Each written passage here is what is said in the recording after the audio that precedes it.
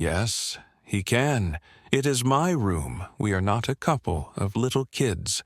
Do you truly know the heartbreaking truth? Hidden behind the spotlight of Brooke Shields, the beloved child star turned Hollywood icon from her haunting portrayal in Pretty Baby to the romantic escape of the Blue Lagoon. Brooke captivated the world before she could even understand her own fame. But behind the beauty and global adoration lies something far darker in this video. You will witness firsthand the emotional battles Brooke Shields has endured, hidden wounds that may leave you truly shaken.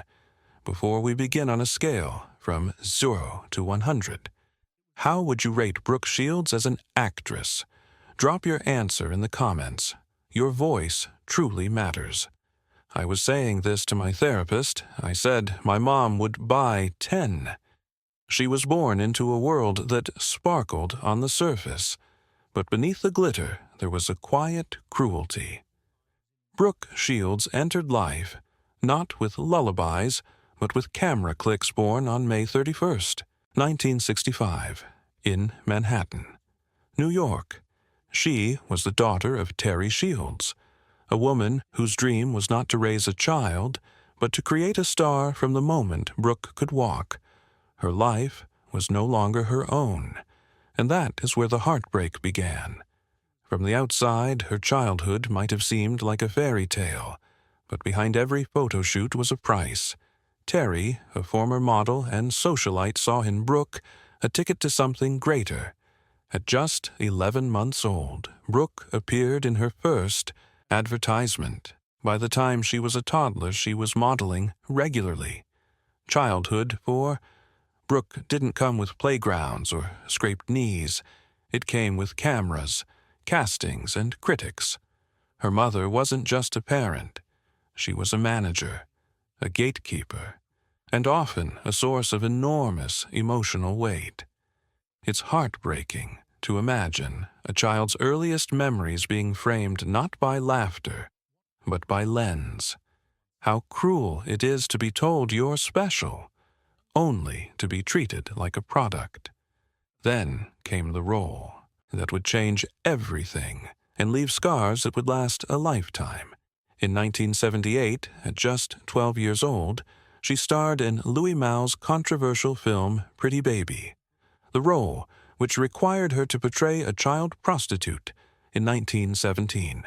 New Orleans sparked international outrage. Critics questioned how a child could be cast in such a part, and many accused the industry and her mother of exploitation. It was a beach cloaked in cinematic glamour, what the world saw as art. Brooke experienced as emotional abandonment to the public. Brooke became a symbol of innocence, corrupted. But to Brooke herself, the experience was confusing, surreal, and isolating. In interviews years later, she admitted she didn't fully grasp the nature of the role at the time. What she did understand was that she had to smile to perform, to be the good girl. Her feelings, her questions, her unease, those had no place on set. How painfully ironic that the world applauded, while a child silently struggled to understand what was happening to her. How devastating that applause could be, so deafening. It drowned out a child's silent cries as her fame soared. So did the weight she carried until it became unbearable. She starred in The Blue Lagoon 1980 and Endless Love 1981, both of which cemented her status as a teen icon, but continued to blur the line between childhood and adult sexuality in the public eye. These films made her famous, but they also made her a target.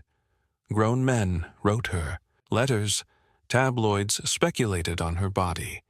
She became hyper-aware of how she was seen, but less and less certain of who she actually was. The world knew her face, but no one truly knew the frightened girl behind it. And that perhaps is the most heartbreaking tragedy of all, even in school, where most children find solace. Brooke found no escape while her peers went to football games or school dances. She juggled film sets, photo shoots, and press interviews, though she was intelligent and later attended Princeton University. Her early education was fragmented split between studios and tutors with little room for friendship or childhood wonder. It's tragic how fame, which should be a reward, so often robs its youngest recipients of the very things they need most. What she needed was connection. What she received was performance. And then there was the darkness at home, the one no spotlight could hide. Brooke later revealed that her mother's control extended far beyond the professional. Terry had a drinking problem and would often blur the lines between love and management. Brooke's boundaries were not her own. She was taught to be grateful to smile and to never question the cost of her fame that cost. As she later discovered was profound anxiety, disassociation, and years of therapy to rediscover a sense of self that had been obscured by the spotlight.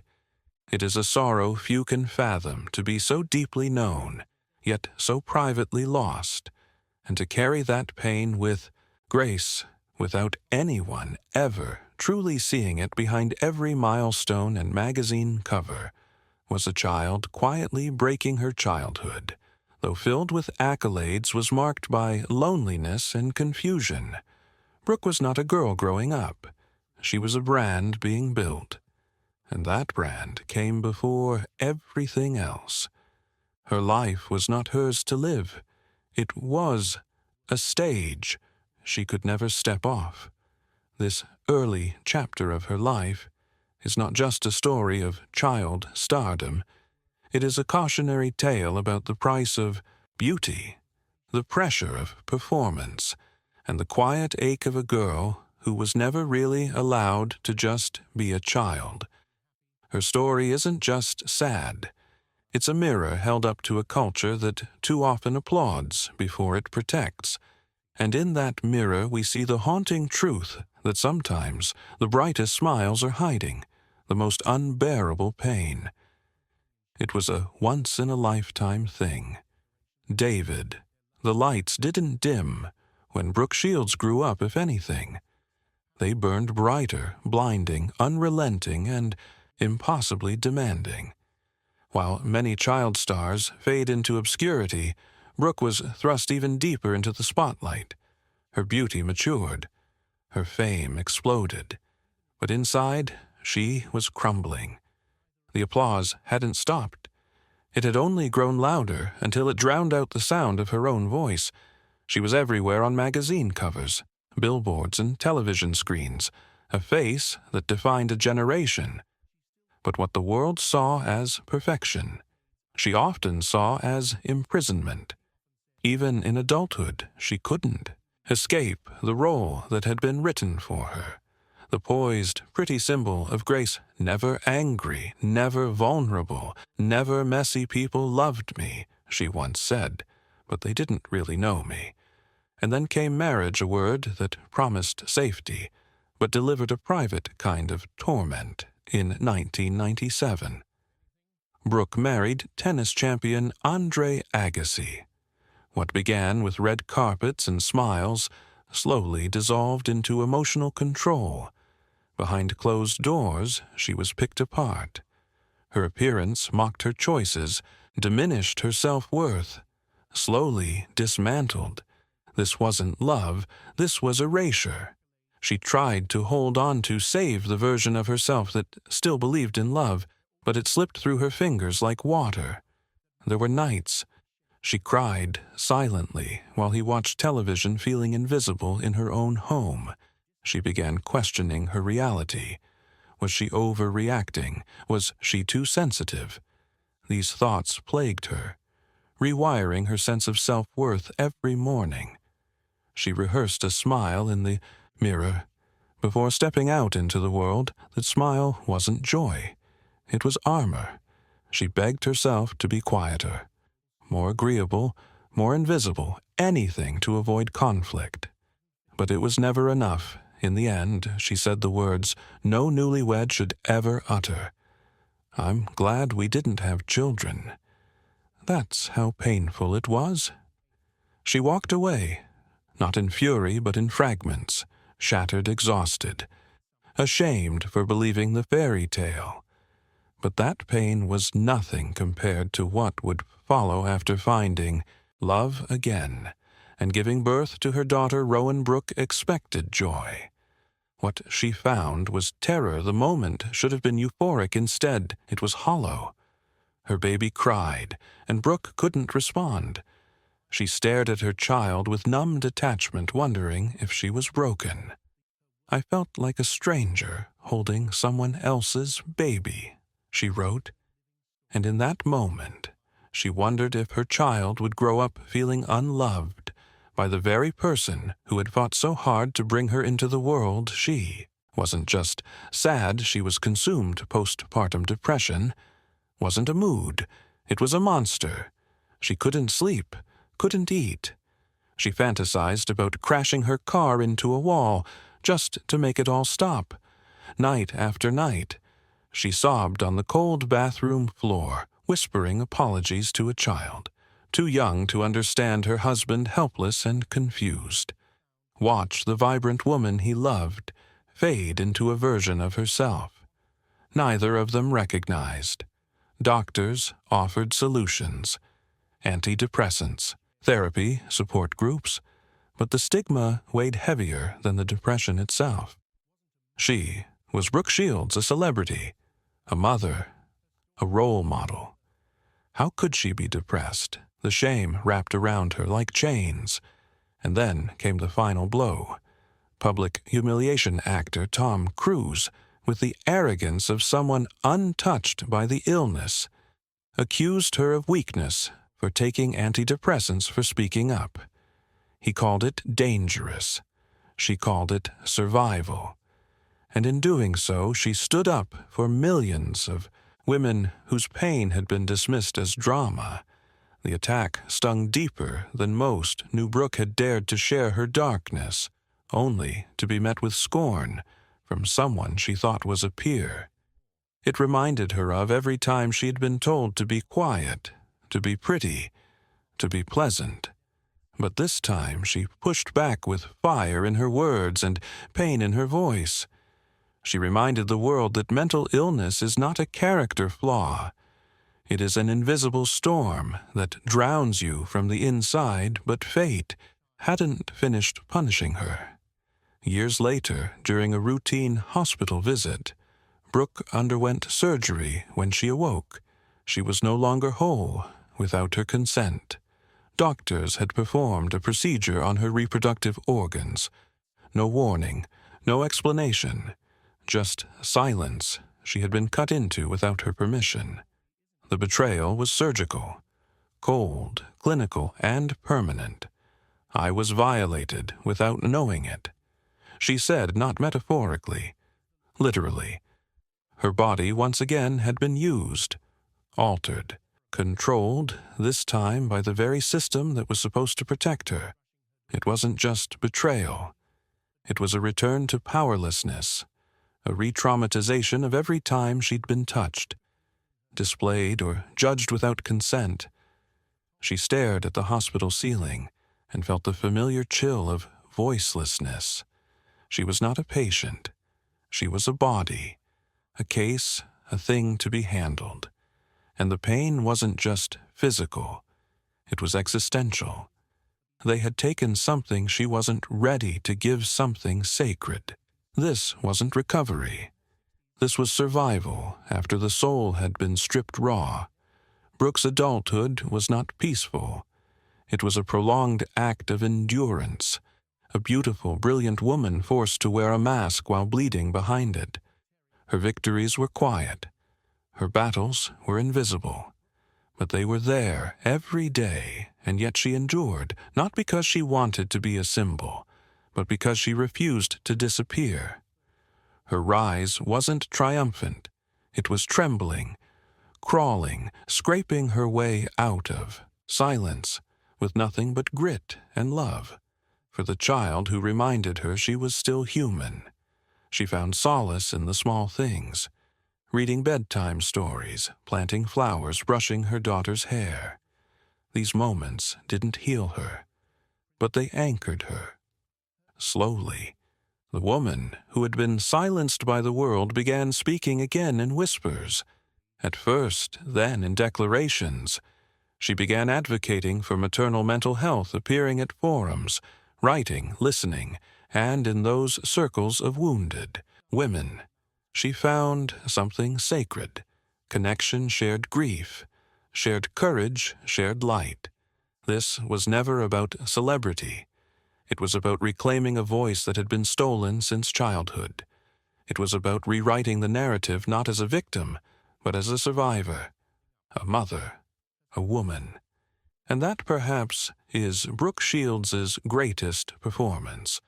Not the girl in front of the camera, but the woman who dared to speak after decades of being told to smile and stay quiet. And all the other men, like me, don't you like me now, at 60. Brooke Shields lives a life not defined by premieres or paparazzi, but by peace, the kind that is earned, not gifted. After decades under the searing spotlight, she stepped into something quieter, more sacred. No longer the girl the world projected their desires onto. She is a woman who has reclaimed her narrative. A mother, a wife, a teacher, a healer, a survivor. She wakes up early, often before the sun, and slips into the calm of her kitchen, where the sound of coffee brewing is the loudest noise. There are no stylists, no scripts, no handlers, just the silence of a home that feels lived in and loved. Her husband, Chris Henchy, shares a quiet companionship with her. They don't need grand declarations. Their love is not wrapped in red carpets, but in routines, morning glances, shared jokes, the comfort of a partner who has seen all of her, and stayed. Her daughters Rowan and Greer have become not just the light of her life, but her compass. The connection wasn't always easy. Brooke has openly admitted her regrets missing moments, being physically present but emotionally distant during the darkest times. But today, she's there, all there, present in ways she once feared she couldn't be. She listens more than she speaks. She cooks. She watches. She laughs. Her daughters don't see a celebrity. They see a mother who fought her way back to them. The glamour still lingers, but it's softer now. Less about being seen, more about seeing clearly. She still walks red carpets occasionally, but only if the cause matters. She does photo shoots, gives interviews, attends events, but only when her voice can serve a greater purpose. Fame no longer consumes her. It cooperates with her mission. Her mission is clear: to be a lighthouse for those still lost at sea. Brooke has become a fierce advocate for maternal mental health, trauma, recovery, and emotional education. She speaks at panels. She works with organizations. And when she shares her story, she doesn't flinch or sugarcoat. She lets it bleed so others can stop hiding theirs. In 2009, she joined forces with like-minded educators and scientists to promote mental wellness in children. The initiative, which would later evolve into the Mind Up program, was a way for Brooke to offer what she never had: emotional tools for survival early on, through classroom programs, parent workshops, and public advocacy.